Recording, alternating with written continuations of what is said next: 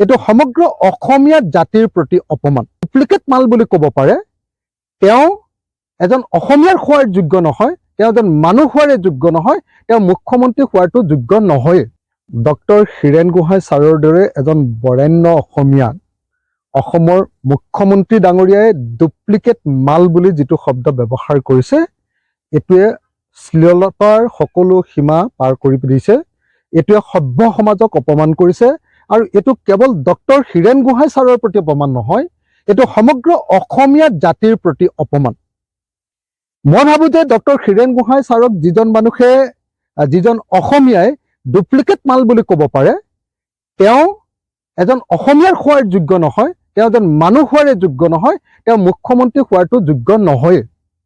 এইটো বৰ দুৰ্ভাগ্যজনক ঘটনা যে ডক্টৰ হীৰেণ গোহাঁইৰ নিচিনা এজন বিদগ্ধ পণ্ডিত, আমাৰ অসমৰ এজন বৰেণ্য ব্যক্তি আৰু সৰ্বকালৰ শ্ৰেষ্ঠ এজন বুদ্ধিজীৱী, সেই বুদ্ধিজীৱীজনক যদি এজন মুখ্যমন্ত্ৰীয়ে এনেকুৱা ধৰণৰ অসংযত বক্তব্য প্ৰদান কৰে, এনেকুৱা ধৰণৰ অশ্লীল অভব্য অভদ্ৰ আচৰণ কৰে, তেতিয়াহ'লে বুজিবলৈ বাকী নাই যে সেইজন মুখ্যমন্ত্ৰীৰ নেতৃত্বত এই জাতিটোৰ কোনো ভাল পৰিৱৰ্তন হোৱাটো সম্ভৱপৰ নহয়।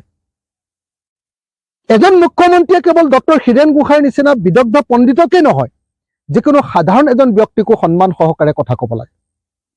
কিন্তু দুৰ্ভাগ্যজনকভাৱে অসমৰ এজন বৰেণ্য ব্যক্তিক তেখেতৰ মতাদৰ্শৰ লগত মিল নোথোৱাৰ কাৰণে এনেকুৱা ধৰণৰ অভদ্ৰ ব্যৱহাৰ কৰিছে, এনেকুৱা অভদ্ৰ আচৰণ কৰিছে।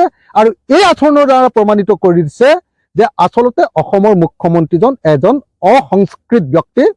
তেখেতৰ সাংস্কৃতিক জ্ঞান নাই, তেখেত আনকালচাৰ্ড।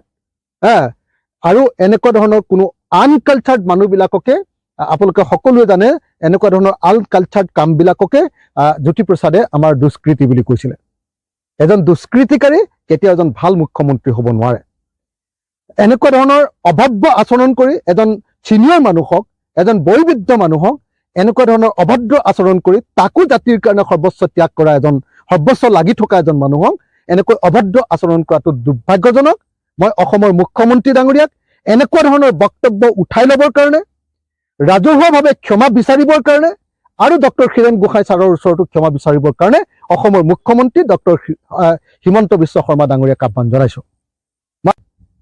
পাগলামি যাতে অসমৰ মুখ্যমন্ত্ৰী ডাঙৰীয়াই নকৰে। মই আশা কৰোঁ যে আমাৰ মুখ্যমন্ত্ৰীজনৰ ভাষা যাতে এজন ৰাস্তাৰ মানে গুণ্ডাৰ ভাষা যাতে কেতিয়াও নহয়।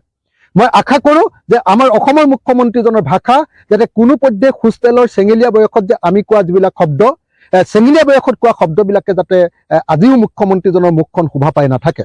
অসমৰ মুখ্যমন্ত্ৰীজনে এনেকুৱা অভদ্ৰ, অসভ্য, অশ্ৰাব্য এনেকুৱা ধৰণৰ বক্তব্যৰ জৰিয়তে কেৱল ডক্টৰ হীৰেণ গোহাঁইক অপমান কৰা নাই, সমগ্ৰ অসমীয়া জাতিটোক অপমান কৰিছে। আৰু বিহুৰ সময়ত এনেকৈ ডক্টৰ হীৰেণ গোহাঁই আৰু সমগ্ৰ অসমীয়া সমাজখনক অপমান কৰাৰ কাৰণে তেওঁ আচলতে মই ভাবোঁ যে তেওঁ সাষ্টাংগে প্ৰণিপাত কৰি ক্ষমা খোজা দৰকাৰ।